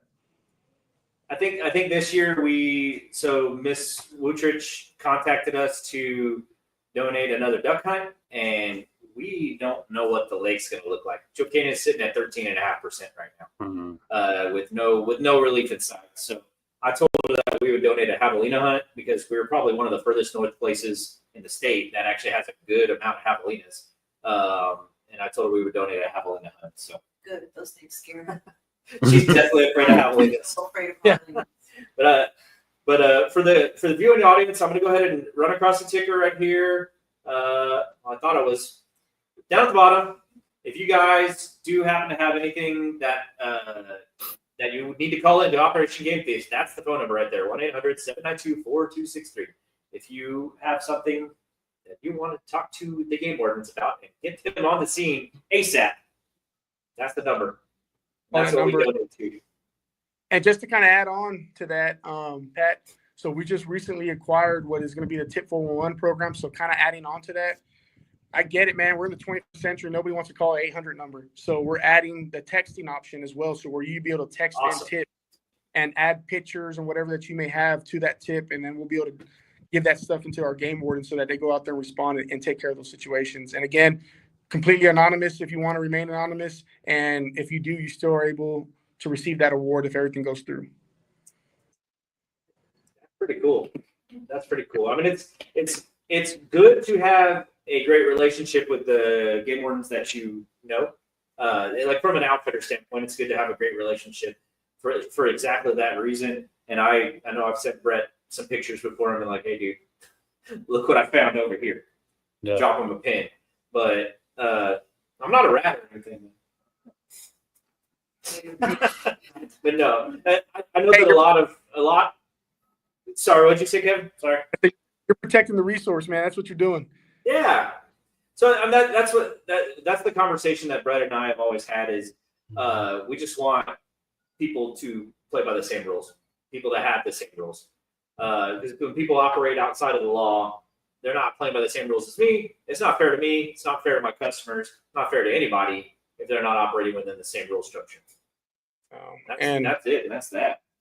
And just kind of adding on to that, like there's 550 game wardens. We're 254 counties, and we can't be everywhere at all times. And so we do depend on our landowners. We depend on our constituents, our outfitters, everybody that's out there, hunting, fishing, because without you guys, we wouldn't be able to respond to a lot of the calls because we wouldn't get that information. Like I said, we're definitely, still small in number and trying to cover a huge state. I mean, I think our game wardens patrol over 10,000 million miles a year, log in over 160,000 hours on boating hours. And just to be out there and be present, and like this weekend is, Memorial Day weekend. And there's a lot of people on the water, in different parts of the state, obviously where it's low, but they'll be out there. And so our game wardens will be out there patrolling and making a presence just to make sure everybody's safe and does it right, so. Are those ratios for every state, or is that just the ratio in Texas, number of game wardens per county? Usually, I mean, for us, we're a pretty big state. The numbers in other states, like you go to like New Hampshire, Rhode Island, I'm pretty sure it's less than 100 covering those states out there. It's pretty rural. We definitely, Texas continues to grow at an astonishment rate. Everyone wants to come to Texas. Shoot, that's why I came here in '95. I beat the rush. But yeah, no. We need to send the rest of them out, man. So the numbers have been steady, but our numbers of game wardens, we've kind of set stagnant at 550. So, like I said, it does make it tough to do the job that we do, and we want to make sure we take care of our landowners. So thank you guys for being those eyes for us out there. We definitely appreciate it. It's our pleasure. I want to read a couple comments while I got you guys on here. We still haven't got. By the way, everybody that's watching, we only have 4, 5, 6 viewers right now. I'll show the goods. Comment a question. If you have a question for these game wardens, you literally have access to these guys. You can ask any question that's not dumb. Don't ask a dumb question. You scared people now. I think I scared off the question. Now Ask dumb questions. Go ahead. But guys, if y'all, think it's dumb. so this is where we have 2 hats and we have 2 bags of freeze-dried strawberries and a pin, and we'll be giving away. You pick the color. Doesn't have to be the white one. If you guys will just ask some questions of our guests, so I can pull them up and they can answer those questions. But I do want to pull up a couple comments. One, that story you told, Kevin, about dealing with a guy in the Mexican Mafia was very intriguing. And we have a comment from Chris Wheeler, who's one of my hunters, one of my regulars. He says, that's a heck of a story. Chris is actually an EMT. So he's a first responder, so he knows that life for sure. But he's one of my hunters. And he will literally, He's a fun guy. he's a really fun guy. Fun guy. He'll call me and say, "Hey Pat, how the birds looking?" And I'll say, "Chris, I'm gonna be honest with you, I hadn't seen a damn bird." And he goes, "That's cool. I just want to go out and drink it. I just want to go out and drink at the field, anyways." Then he'll pay me $75 to drink at my field. Sometimes he doesn't even come with him. He doesn't even bring it. Like one time I drove up and I was like, "Hey brother, wants to go grab his money?" And I was like, "Are you hunting?" He goes, "Nah, no gun, no nothing. He just brought his cooler. Just relaxing. He just wanted to get away and go sit out in the field." And But we saw that during COVID. Like here on the farm during COVID, we had a lot of people that would contact us. Can I just come and sit in your field? Can I have a picnic? We just need to get out of the house. They didn't care if we had strawberries or if we interacted with them. They just wanted to get out of the field and get out in nature. So Yep. I understand that. yeah, we had a lot. That was COVID was insane. You would think, oh, you got this Oh, big, the hunting, yeah. you got this big shutdown. Like it's gonna be slow. You're gonna be out of mind. Oh my God, we made. But we don't talk about what we made. But he had, I think, more hunters that year and going into 2021 than we've had in the last 3 years, I would say. We made over twice as much COVID year than we made last year. Wow. Over twice as much Hmm. on COVID year. I was literally, I think that's how Brett got to know me so well, because I was literally at the boat ramp every day. Every Yep. day. I didn't miss a Sorry, single day. Brett, sorry. And sorry to Joanna, she was a hunting season widow that season. So, It wasn't just that season, it's every year. yeah, Every year. she didn't get to see me. February. Pat doesn't It's exist. Yeah, Hey Pat, you got it ready for that game warden wife life, man. You can jump on board. You're gone all the time. yeah. I got to lose about 65 pounds to even make it through the PT. So no, that's gonna be a no for me, guys. We got another comment from Cody Daly. So Cody Daly, if you guys are not if either of you our two guests, Kevin and Brett, if you guys are not members of Lone Star Heroes Outdoors, become members of Lone Star Heroes Outdoors. It's an organization that represents veterans, represents first responders. That's it. Active military, veterans, first responders, and the like. Awesome. They do all kinds of activities all across the state. They're based out of Crum, Texas, which is up by Dallas. But they do all kinds of activities. They have hunts donated to them by this guy and a lot of other people. They have all kinds of fishing trips that are donated to them, and they do drawings out of all their members. They have right now. They started last year, and they have 6,800 members already in a year. It's a good order. Wow. They do hunts of honor with the kids. The They do. gold medal, was it Gold Star? Yeah, so they did a Gold Star hunt with us. They That's they cool. had a kid who lost his dad. They said my landowner at the time said, "Hey, we want to do something special for a kid that deserves it, for a kid that normally wouldn't have that opportunity." And I said, "Well, what about a Gold Star kid?" And I had to explain to my landowner what a Gold Star kid was. He had never heard of it, and he goes, "That's exactly who I want out." So I got a hold of Jamie Hurley at Lone Star Heroes, and he got us Gold Star kid out there, and that kid was able to It was harvest. his mom. I'm getting teary eyed over She here is. because it was very touching to meet the young man and his mom and to hear their story and what had happened. And I believe it was his first buck, and it was an experience. But getting to know them and knowing what they went through, I mean, the hunt is great, but it can never replace those memories that he would have made. Yeah. So, Yeah. And, very and, touching. and this is the guy who he didn't lose his life in war, but he lost his life from war.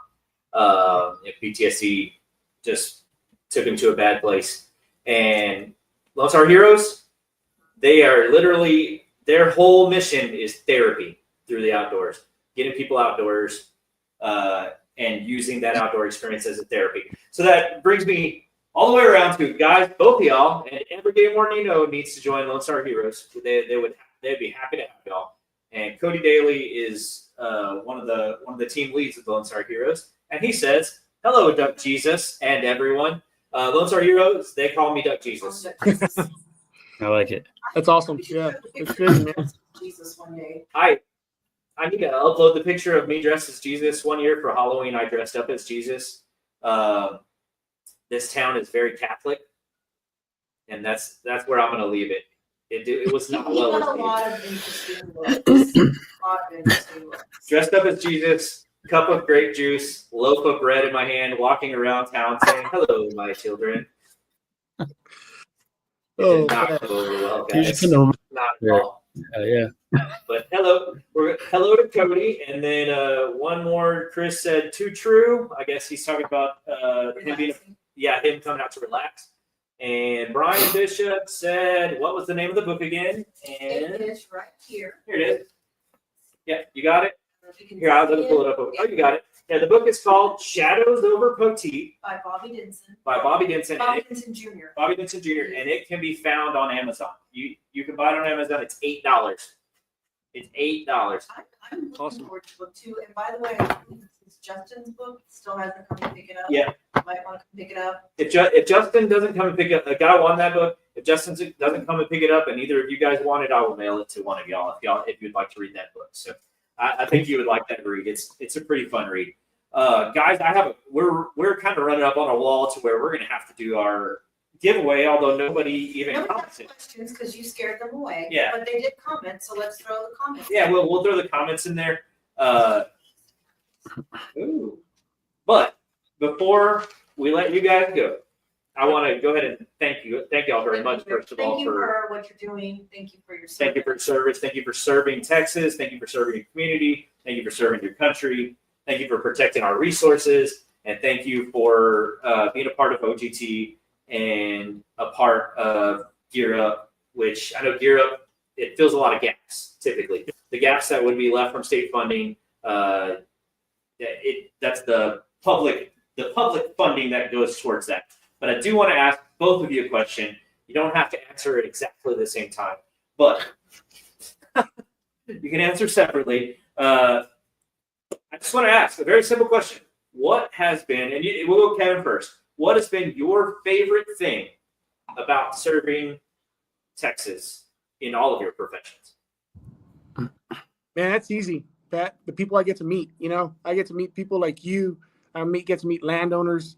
I get to meet, the youth that's coming up and going to be our future hunters and our outfitters, and get to be part of their lives, man. And that's huge for me because, for me growing up and coming here and picking up, not having that background and learning it from other people that shared it with me, that was just awesome. And I'm glad to be in a position where I now feel knowledgeable enough to be able to help people and maybe get some of those people that are maybe not necessarily hunters or fishers and help them out and guide them towards this, this lifestyle, because it is a lifestyle, and it's definitely something that I really enjoy. But the people that you get to meet in this job and the relationships that you build, you don't make them anywhere else. And so that's something forever that I'll cherish, being a Texas game warden and being proud to serve Texans, man. It's huge. It's huge. So you, I'm going to pull this comment down just so we can be all the way full screen. You deal a lot with Texas Congress, right? You actually go into committee meetings and that kind of stuff at the congressional level. Yeah, so I'll actually be there tomorrow at 7 a.m. for a bill. So at the Capitol. So I would love if you could get in a congressman's ear about stopping San Antonio from stealing all of our water. They are stealing all of our water. San Antonio is spending $4 or $5 billion to build a new sports complex in downtown San Antonio. Yeah. They estimate to build a desal plant down on the coast and pipeline it back to Texas and get San Antonio around 200 million gallons a day out of desal would be about $1 billion. Wow. But they're stealing 220 million gallons a day out of the Carrizo-Wilcox aquifer, which is right under us. That doesn't make any sense. So Wow. if you can get a congressman's ear for us poor little rural folks down here in South Texas, that would be awesome. At least send them my way. I'll talk their ear off. Yeah, and that's what I was going to tell you. Everybody has a voice, especially, when it comes to speaking to reps and senators. And I always encourage you, if there's something that you want to see changed or you want to see something, made better, they love to hear what you guys have to say. And I think if they get enough people saying the same things, they're going to feel obligated to do something. And so I definitely encourage you and the folks around Poteet and wherever that area is to call your reps, call your senators, and voice your concerns, and definitely speak to them. For me, as a wildlife law administrator, I take a lot of feedback from my game wardens, right? They're out in the field, and they're the ones that are eyes and ears for me, and they tell me what's going on out there, what we need to try to make better. And we get it from landowners and constituents too. And so, they come to me and tell me, and I try to do my best and my darnest to try to make things better for everybody around. And so with that being said, I encourage you to reach out, man. That's definitely a good step in the right direction. Yeah. Well, so we skipped over Brett on that question. Brett, what has been your favorite part about, and we can even go all the way back to serving your country, but I really care about serving Texas and protecting our resources. What's been your favorite part about that being your job? Yeah, I think it's two. I've got two things. One, the landscape we get to see is, I think, different than what the normal, I guess, average citizen will get to see, because we get to go behind certain doors sometimes and see certain canyons or riverways or stream beds that just other people won't get to see. That's really cool. I really enjoy that. And then the other thing is, like, man, you meet the heart of Texas, and that is the people, the Texans here. You see it in the kids and in the parents, like they're passing down those generational teachings when they're outdoors, when they're hunting, when they're fishing, when they're just out camping. You see those stories getting passed down, and it's cool to walk into a camp and hear those old stories from those guys that have been in those camps for 50 plus years and teaching it to their grandkids that are there now, man. Like you won't get to see that anywhere else, any other profession. So that's a really cool thing to get to see that in the landscape. You can't beat the landscape. Oh yeah, for sure. Texas is a beautiful state, and you see different, flora and fauna all the way from one side to the other. It's completely different. And the trains are Hey, Pat, real quick. far down the road. I'd just like to double up on that. I thought we were talking about my current situation. My landscape ain't real cool, man. I'm in an office, but if I have to go back on what Brett said, yeah, the landscape's another deal too. But Okay. I get to look at I get to be in a cubicle all day, man. So that's not no more. That's not cool anymore.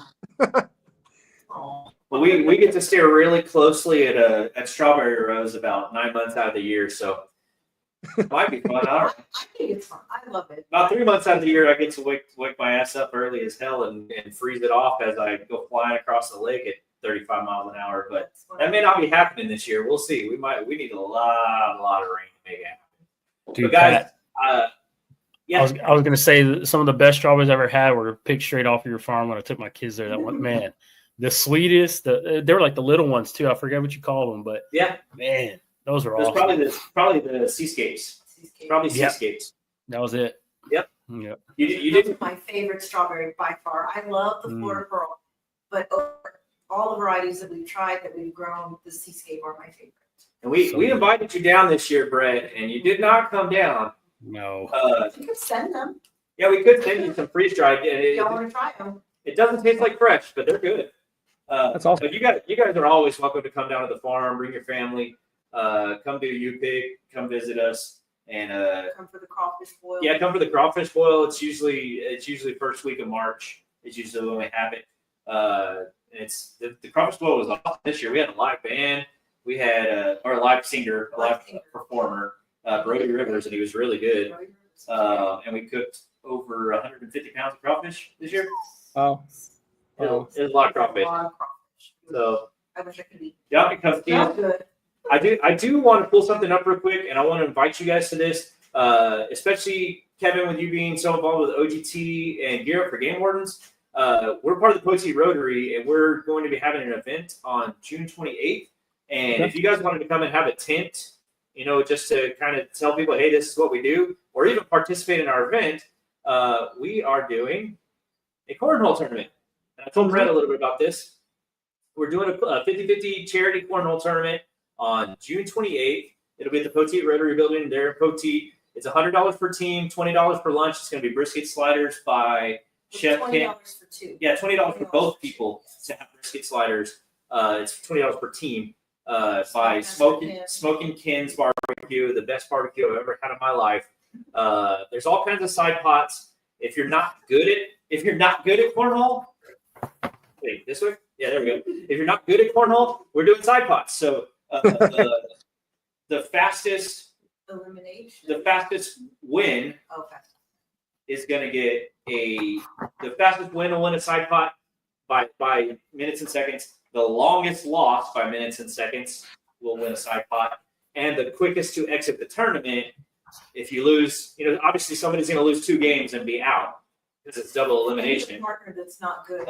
Win that They'll be entered into a pot to play rock paper scissors for who wins the side pot for that. So if you're not good at cornhole, that's cool. You can still come and hang out and spread the word about OGT and Gear Up. We welcome you guys to come and see us. And if you have any questions, obviously get a hold of us. And PM us your address so we can get you sent to y'all. Oh, hey guys, we got a question.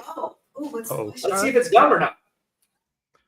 Question for the game wardens. What is a game resource you think more people should target, either hunting or fishing, that most people don't? That's a good question. That's a great That's question. a good question. Who asked the question? David Ellery. That's a good question. I mean, Well, wait, go ahead. I was going to say, I think it's a well-known thing, but we have an overabundance of those hogs everywhere, and they always tear up fields and farms. So kind of like if they got into a strawberry farm, they would demolish that thing. So I think if people had the opportunity, whenever you see a hog or whenever you're out and about, if it's allowed and you're in the right spot legally to do so, I would encourage you to hunt that thing. And even the small ones, you get one of the small ones, man, they taste good. Put it on the grill and cook it up.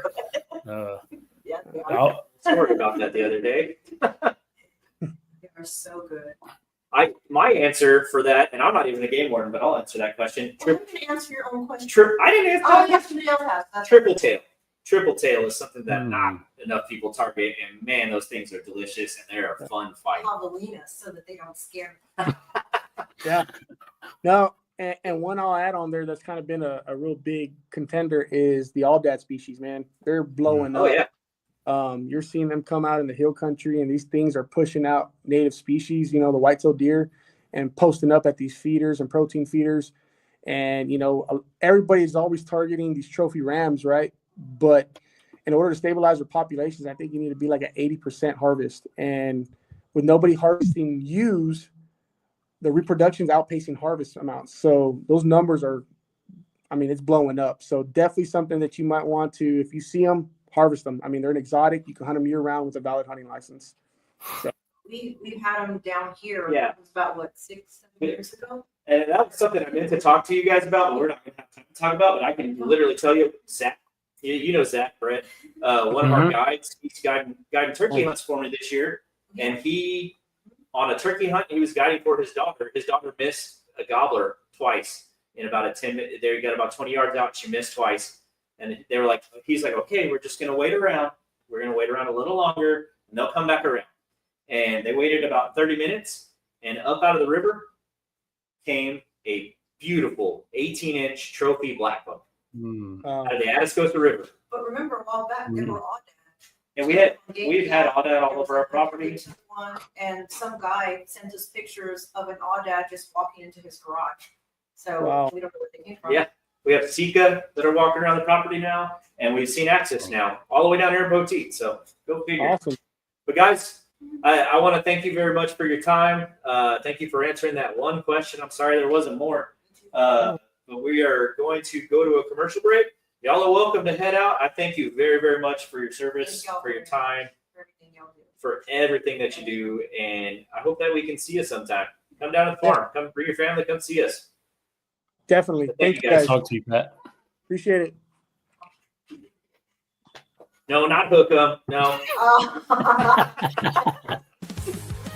Hey guys, Pat with SoTex here to talk to you about the Backyard Kitchen.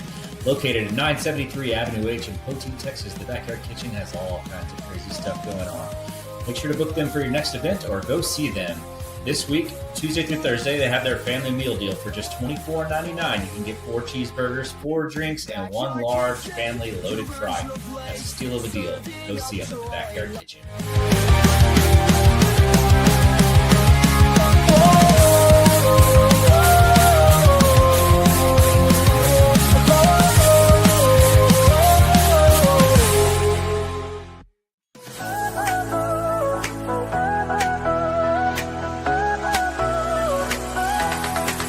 Are you ready to shine? Make your mark this time. SoTex time is here. In the spotlight you'll climb. Join the wave of success. Let your brand be heard. In this vibrant show, spread the word, spread the word. Tune in, don't miss, now's your chance. Together we'll rise, let's take a stand. The tan lake shining, soaking in the sun, toes in the water, our day's just begun. Things, but Giggles echo softly, blast touches her lips. We're lost in this moment, it's a sweet little trip. Just me and... Welcome back, y'all. We have there's something kind of serious we want to talk to, or we want to say. Yeah. Go ahead. On behalf of all of us at SoTex, we just want to extend our condolences to the Ritchie family. Linda Ritchie passed away this week, and she was a prominent figure in Poteet, a big part of the Poteet Strawberry Festival, and her death is obviously going to be felt to this community, but we want to just let her family know that they've been in our prayers and that we're thinking of them and we love them. Very much so. I've known Miss Ritchie since I was born. She was one of my mom's friends for my whole life. So kind of hard to talk about. But with that being said, I'm gonna go ahead and pull up. We need to get some prizes away before we close it out. I'm over here tearing up. I want to know if we can get this beautiful tomato. Are we really going to give away the tomato? Well, we can. I mean, we don't have to. Who wants a tomato? Does anybody actually want a tomato? The tomato? Because if not, I don't mind it. So I have on my list of names that we have 6 prizes. We have 6 if we include the tomato. I have on my list of names David Pellerine, Chris Wheeler, Brian Bishop, Desi Hernandez, and Cody Daly. Guys, if y'all are still watching and you were not one of the names that I named off, please comment. If you comment, Just say hi. Just say hi. I'm going to add you to the list, and we'll spin the wheel. We have 6 prizes to give away, and we're not going to take the names off, so you can win more than once. But I don't want to give more than once to one individual person. So please let us know you're here. Oh man. What? What did you miss? We already lost the game wardens, but Brian Bishop says, "What's the story of paddlefish? Why does Oklahoma and Missouri have a season on them, and we don't?" I think it's just numbers. Ask them. Maybe they can answer. Yeah, they could probably come and answer in the comments later, but I would guess that it is numbers. Brian, I think you're already in our list. Okay. Desi Hernandez says, "We love getting to pick our own strawberries." Thanks. Desi, we love having you. We really do love having people. I think that not only because we get to meet families and we get to meet people, but it's a memory that you've made. And we love knowing that we've been a part of your memory making with your family. Absolutely. Oh, Esme commented way early in the show and said, "Hi, guys," but we're going to go ahead and go over on the list. Hello, Esme. How are you? I got 2 or 3 more weeks, and I will be back in the kitchen. I will make your jam. As soon as it's ready. A lot of people ask us about the jams and about the popsicles and all that stuff. She will be back on that game, right? Shortly. Pickles. That's the other one that I've been getting a lot of messages about. Pickles. I will be making pickles soon, too. All right. So we have Esme. Nick commented earlier. Nick Espo. Nick Espo. And anyone else? Minda, hi.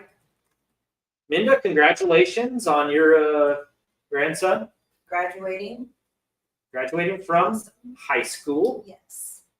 She actually commented, "Those tomatoes are yummy," talking about the.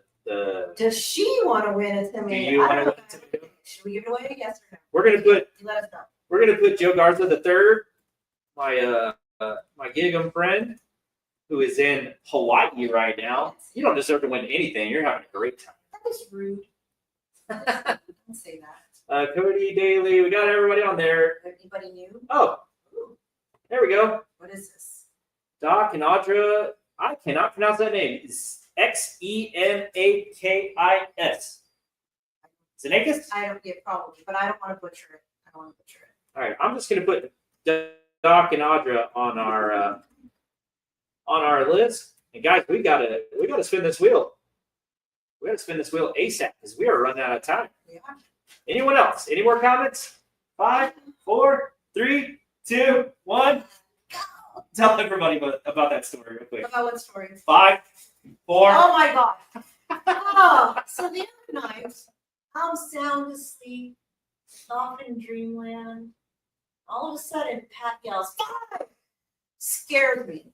Then he's counting down. 5, 4, 3, 2, 1. He gets to 1 and he grabs me, pulls me in tight, holds on for a few seconds, and then let's go. I wake up the next morning. I've never heard the man talk in his sleep, ever. I'm like, what the heck were you dreaming? Because you did this countdown, you grabbed onto me, a few seconds go by, and you let me go. And what were you dreaming about? Do you remember? I don't know. I think we were jumping off of a building or out of a plane or something. I don't know. Things All right, I've never we done. gotta spin the wheel. Spin it? Has it already been that long? Yeah, what is the first prize? Freeze-dried strawberries. Let's go. All right, first prize, freeze-dried strawberries, and we're spinning. Yeah, we're not making it. Minda! Freeze-dried strawberries. Minda. Congratulations. Minda won the freeze-dried strawberries. We are not going to remove her off of there. We are going to write her name on it. All right, let's spin it again. What's up next? Let's do the hat. We're going to spin for a hat. Thank you guys for staying with us.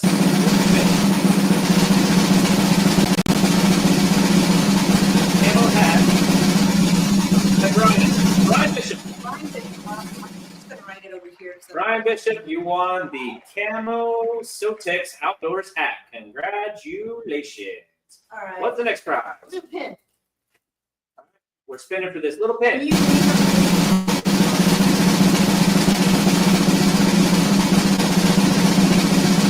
Chris Wheeler.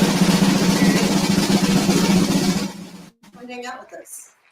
Chris Wheeler. Just plant strawberries this year. Him and his wife. Yeah, him and Floyd. Yeah. Him and Floyd help us, and I bet she would like this pin. Yes. All right.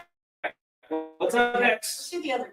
We got the other camo, a little different. It's like a woodland pattern, and we are going to spin it again with all your names still on there. You don't have to take drum roll anymore. It's already there. Lone Star Heroes Champion. Cody, if you want me to mail it to you, I'm probably going to ask you to help me pay for the postage. All right. One more bag of strawberries. One more bag of strawberries. Last bag of freeze-dried strawberries.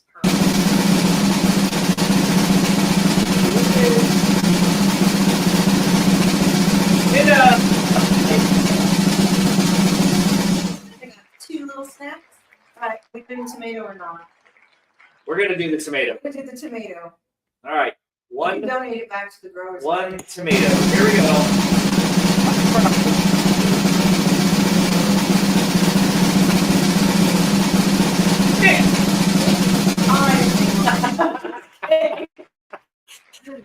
Congratulations. Tomato. Congratulations to everybody. Let's go ahead and remove that from the screen. We're back. Yay! And we're still there, just smaller. Yeah, Honey, I grew the kids, right? We shrunk and then we grew, something like that. I don't know.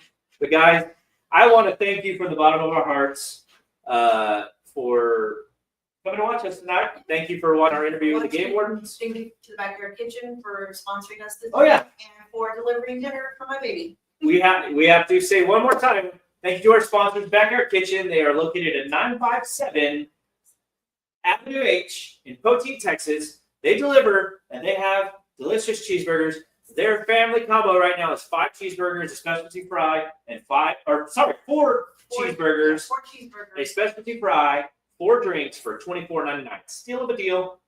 Go see Brad, go see Destiny, Tell Backyard them we Kitchen, sent you. and tell them SoTex sent you to get those burgers. Thank you to the Backyard Kitchen. Thank you to everybody who watched. Our special guest. Thank you to our special guest. Donovan, we missed you. We missed Donovan. Hopefully he'll be here with us next time. Thank you to everybody who has served and risked that ultimate sacrifice. And everybody, please say a prayer for the Ritchie family and for those who have given that ultimate sacrifice and their families. Guys, This episode of SoTex Time was powered by SoTex Farms, truly homegrown. SoTex Gear, find your happiness. SoTex Outdoors, the hunt never ends, and Blackbird 9 Winery in Poteet, Texas. Thanks for watching. The sun sets low, another season fades, feels like letting go. Strawberry fields where laughter used to play. Gonna miss the taste, but tomorrow's a new day. Goodbye for now, but it won't be long.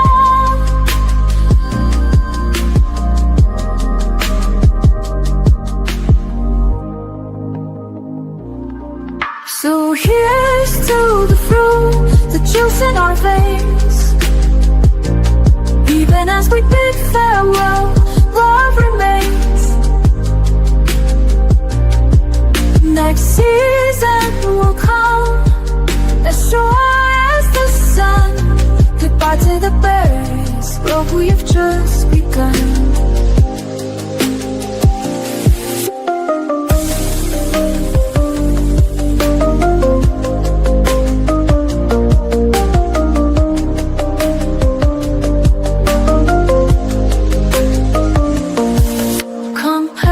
Gather round, feeling that hope.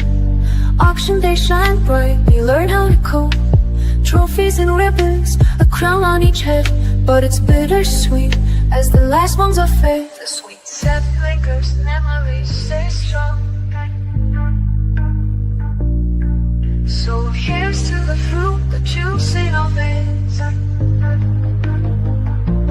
Even as we bid farewell, love remains. Next season will come, as sure as the sun. Goodbye to the berries, but we've just begun. A task goes that calls me back, it won't be long. Next year we'll be ready to sing our song.